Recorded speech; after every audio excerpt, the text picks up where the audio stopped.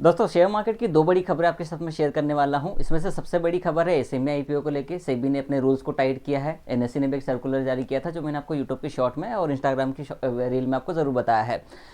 दूसरी खबर ये है कि फिजिक्स वाला का नाम चेंज हो जाएगा, फिजिक्स वाला लिमिटेड हो जाएगा और 2025 जनवरी या 2025 में कभी भी उसका आईपीओ आपको आते हुए दिख सकता है, ऐसा कहना है फिजिक्स वालों का। अब यहाँ पर आप देखेंगे सेबी ने क्या चीज़ें चेंज की है वो समझते हैं।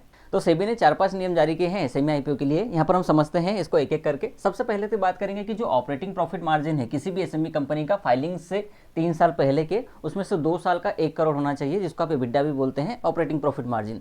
दूसरा, जो ऑफर फॉर सेल होगा, जब कोई आईपीओ आता है तो उसमें फ्रेश इशू भी होता है, ऑफर फॉर सेल भी होता है। किसी में सिर्फ ऑफर फॉर सेल हो सकता है, किसी में सिर्फ फ्रेश इशू हो सकता है। तो जो ऑफर फॉर सेल होगा वो सिर्फ 20% होना चाहिए। जो भी अलोकेशन है, मान लीजिए आप 1 करोड़ शेयर बेचना चाहते हैं तो सिर्फ उसमें से 20 लाख शेयर ओएफएस के होने चाहिए, और बाकी 80% फ्रेश इशू हो सकता है। और शेयर होल्डर्स अपनी सिर्फ 50% इक्विटी या 50% शेयर होल्डिंग को बेच सकते हैं, बाकी 50% रहेगी। और इसमें बात करें तो जो फंड यूज़ होगा वो कॉर्पोरेट पर्पज़ के लिए सिर्फ आप 15% यूज़ होगा। और कुछ चीज़ों की बात करें तो यहाँ पर आपको समझ में आएगा। ये वाला रीड ऊपर पढ़िएगा, यहाँ पर देखो भाई, प्रमोटर और प्रमोटर ग्रुप सिर्फ लोन चुकाने के लिए आईपीओ नहीं ला सकते। अगर सिर्फ लोन चुकाना होगा तो आप आईपीओ नहीं ला सकते, आपको और भी कॉर्पोरेट पर्पस के लिए या अपनी ट्रांसपेरेंसी बढ़ाने के लिए ही आईपीओ लाना पड़ेगा। जरूरी नहीं है कि सिर्फ आप लोन चुकाने के लिए अपना ये लाएं। और दूसरी इंपॉर्टेंट बात है, 2 साल तक प्रमोटर और प्रमोटर ग्रुप की जितनी भी शेयर होल्डिंग पैटर्न है 50% वो आप नहीं बेच सकते। मतलब ये एक ट्रांसपेरेंसी है और अच्छी रूल है कि प्रमोटर सिर्फ एग्जिट नहीं कर सकता। मान लीजिए क्या होता है, कई बार पब्लिक को पैसा चिपका के, शेयर चिपका के प्रमोटर भाग जाते हैं।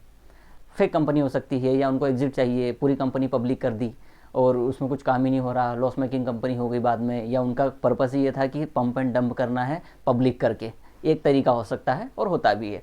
तो उस चीज़ पर उन्होंने कहा है कि 2 साल तक प्रमोटर को 50% रखना पड़ेगा। तो इसमें ये आपका क्या फ़ायदा होगा, आप अगर किसी शेयर में निवेश करते हैं तो 2 साल तक आपको पता चल जाएगा इसमें एग्जिट करनी है, रहना है। अगर ग्रोथ होगी तो अच्छी चीज़ है, और अगर आपको कोई नेगेटिव पैटर्न आते हैं, जैसे फाइनेंशियल नेगेटिव आते हैं, तो ऑटोमेटिक आप एग्जिट कर सकते हैं। तो बहुत ज़्यादा लॉस नहीं होगा या 100% नुकसान नहीं होगा। और अगर अच्छी कंपनी चलती है तो अच्छी चीज़ है।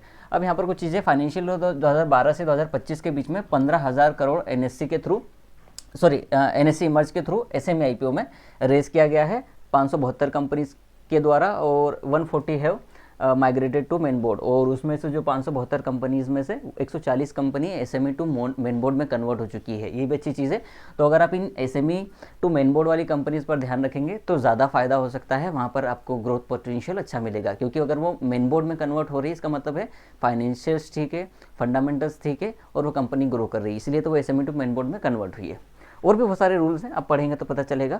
और capital raising through IPO on SME emerge platform है registered all time high 1194 crore in September पर 980 करोड़ दिसंबर में। मतलब जो टोटल 11 सितंबर महीने में 1194 करोड़ रेज किया है कंपनीज़ ने, और 980 करोड़ अक्टूबर में, हालांकि कम है सितंबर से अक्टूबर में, लेकिन चीज़ें नवंबर की और दिसंबर की लिस्ट भी आपको बहुत जल्दी देखने को मिलेगी। तो ये कुछ मेन इंपॉर्टेंट की पॉइंट है एसएमई आईपीओ को लेके। दूसरी चीज़ जो मैंने आपको बताई कि फिजिक्स वाला का आईपीओ आपको बहुत जल्दी आते हुए दिख सकता है, लेकिन वो 2025 में आएगा। हो सकता है पूरा 25 लग जाए, हो सकता है 6 महीने के अंदर आ जाए, हो सकता है 3 महीने के अंदर आ जाए। तो इस वीडियो में शेयर कीजिएगा, सबको एजुकेशन मिले, और थैंक यू।